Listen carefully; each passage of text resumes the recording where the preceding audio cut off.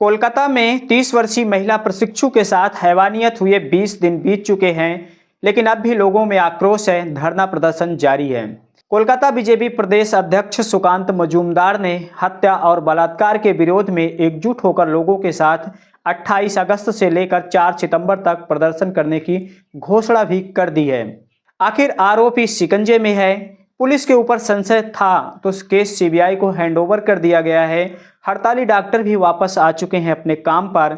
आरोपियों का polygraph test भी हो चुका है। इसके बावजूद भी लोगों में आक्रोश क्यों है? धरना प्रदर्शन थमने का नाम क्यों नहीं ले रहा है? जबकि ममता बनर्जी सरकार लगातार लोगों से आह्वान कर रही है, अपील कर रही है शांतिपूर्ण ढंग से कि लोग व्यवधान न डालें किसी भी कार्य में और जांच एजेंसियों पर भरोसा रखें। आइए जानते हैं कि आखिर वजह क्या है। नमस्कार, स्वागत है सच्ची घटनाओं पर आधारित क्राइम स्टोरी के इस नए एपिसोड में। आज की जो सच्ची घटना है वह कोलकाता के आरजी कर हॉस्पिटल में महिला ट्रेनी डॉक्टर के साथ हुई हैवानियत की है। पीड़िता के माँ बाप ने सोचा होगा कि बेटी सपना पूरा करेगी, मेरा भी नाम रोशन होगा, लेकिन उनके सारे सपने धरे के धरे रह गए। एक नज़र डालते हैं हम घटना पर संक्षिप्त में। 8-9 अगस्त सुबह के समय रात्रि में 4:15 बजे के आसपास सेमिनार हॉल में महिला ट्रेनी डॉक्टर के साथ हैवानियत हुई। उसके बाद हॉस्पिटल के ही कर्मचारी पीड़िता के माँ बाप को सूचना देते हैं बेटी के नहीं रहने का। माँ बाप आते हैं, लेकिन 3 घंटे तक उन्हें इंतजार करवाया जाता है बेटी का चेहरा दिखाने के लिए। उसके बाद पुलिस सख्ते में आ जाती है और 24 घंटे के अंदर ही आरोपी संजय राय को गिरफ्तार कर लेती है। 3 दिन तक जांच पड़ताल करती है। लगभग 50 से ज़्यादा एविडेंस इकट्ठा किए आरोपी संजय राय के खिलाफ।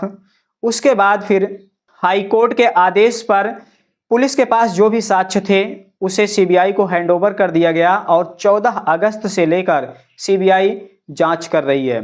25 अगस्त को आरोपियों का पॉलीग्राफ टेस्ट भी हुआ, जिसमें संजय राय था, हॉस्पिटल के प्राचार्य संदीप घोष, एक सिविक वॉलंटियर और 4 अन्य लोग।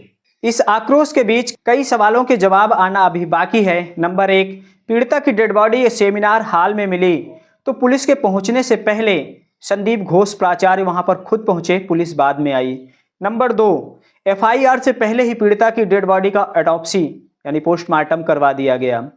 नंबर 3, डेड बॉडी का डिस्क्रिमिनेशन के लिए जब ले जाया गया तो वहां पर पहले से ही 3 डेड बॉडी पड़ी थी, लेकिन उन्हें हटाकर सबसे पहले पुलिस ने पीड़िता की डेड बॉडी का डिस्क्रिमिनेशन करवा दिया गया। नंबर 4, बवाल को बढ़ते देख हॉस्पिटल के प्राचार्य ने इस्तीफा दिया तो उसे मंजूर किया जा सकता था या नामंजूर किया जा सकता था, लेकिन उन्हें ट्रांसफ़र कर दिया गया इसी सेम पोजीशन पर दूसरे इससे भी बड़े हॉस्पिटल में, national medical college and hospital में। यानी कि एक तरह से देखा जाए तो प्रमोशन कर दिया गया प्राचार्य का। नंबर 5, हॉस्पिटल के ही कर्मचारी ने पीड़िता के माँ बाप को गलत सूचना क्यों दी। नंबर 6, अगर माँ बाप आए तो बेटी से मिलवाने में 3 घंटे का इंतजार क्यों करवाया। नंबर 7, सेमिनार हॉल में जहां पीड़िता के साथ हैवानियत हुई थी उससे सिर्फ 20 फीट की ही दूरी पर कंस्ट्रक्शन का काम क्यों शुरू करवा दिया गया। नंबर 8, एक सिविल वॉलंटियर को इतनी पावर कैसे मिल गई थी कि वह हॉस्पिटल में किसी भी स्टाफ से मिल सकता था किसी भी टाइम, चाहे वह महिला रेजिडेंस में जाना हो, चाहे ऑपरेशन थिएटर में जाना हो, चाहे सेमिनार हॉल में जाना हो, वह कहीं भी किसी भी समय आ सकता था, जा सकता था। नंबर 9, महिला के डेड बॉडी में मिले 150 मिलीग्राम सीमेन से अभी तक यह स्पष्ट नहीं हो पाया है कि उसके साथ रेप हुआ है या गैंग रेप हुआ है, क्योंकि एक मेल सिर्फ 5-6 मिलीग्राम तक ही सीमेन प्रोड्यूस कर सकता है।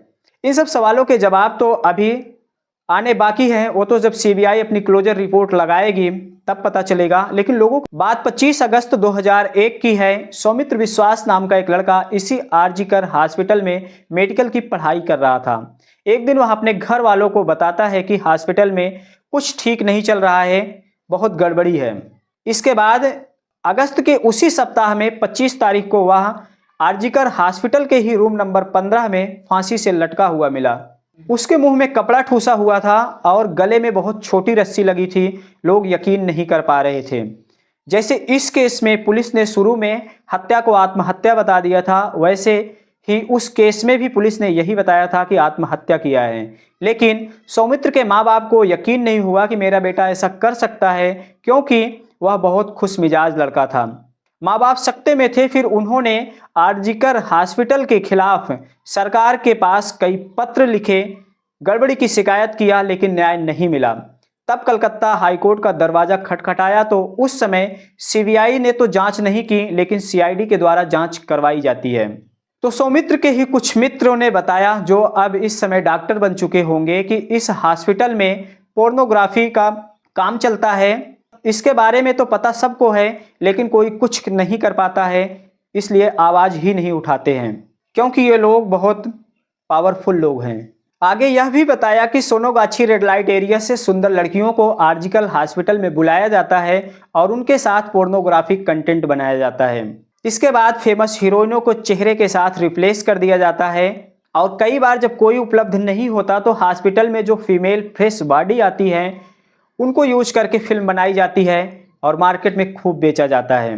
उस टाइम भी इसी आर्जिकल हॉस्पिटल की सेमिनार और रूम नंबर 15 का जिक्र हुआ था। उसमें यह भी कहा गया था कि कई बार हॉस्पिटल की लड़कियों का भी फेस इस्तेमाल कर लिया जाता था, उनका चेहरा होता था तो फिल्में बहुत जल्दी बिक जाती थी।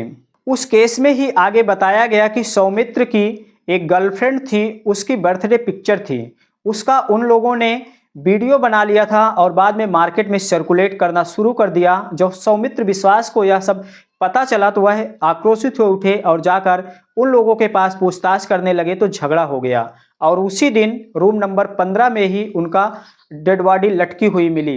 उस केस में जांच चल रही थी सीआईडी की, लेकिन फर्स्ट फ्लोर पर ही 2001 में एक ट्राइपॉड और लाइट इजेक्टर मिला, जो आज के समय में तो नॉर्मल बात है, लेकिन आज से 24 साल पहले लाइट इजेक्टर मिलना और ट्राइपॉड मिलना, कैमरा मिलना नॉर्मल बात नहीं थी। इसको भी लेकर उस समय बहुत कुछ हुआ था, लेकिन कोई पकड़ा नहीं गया था उस केस में। ऐसे ही एक दूसरा केस आता है उसी आरजीकर हॉस्पिटल की। 1 मई 2020 की बात है। एक पौलामी साहा नाम की स्टूडेंट जो पीजी सेकेंड ईयर की थी, 6वीं मंजिल से गिरकर उसकी मृत्यु हो गई। मृत्यु उसकी कैसे हुई वह भी आत्महत्या बताकर छोड़ दिया गया। आज भी उसकी मौत संदिग्ध के घेरे में है। इस तरह से हॉस्पिटल की गतिविधि को लेकर हॉस्पिटल के जो स्टूडेंट हैं, डॉक्टर हैं और भी जो लोग हैं वह विश्वास नहीं कर पा रहे हैं, इसलिए निष्पक्ष जांच करवाना चाहते हैं, सही जांच करवाना चाहते हैं। इसीलिए लोगों में आक्रोश है। धरना प्रदर्शन अब भी जारी है, जबकि जांच एजेंसियां अपना काम कर रही हैं। तो दोस्तों, इस मामले में जैसे ही सीबीआई की क्लोजर रिपोर्ट लगेगी, फाइनल तक बात पहुंचेगी, आगे जो भी अपडेट होगा हम जरूर आपको बताएंगे। आज के लिए बस इतना ही। वीडियो अगर अच्छा लगा हो तो लाइक और चैनल को सब्सक्राइब जरूर कर लेना। मिलते हैं अगले वीडियो में फिर किसी नई घटना के साथ। धन्यवाद।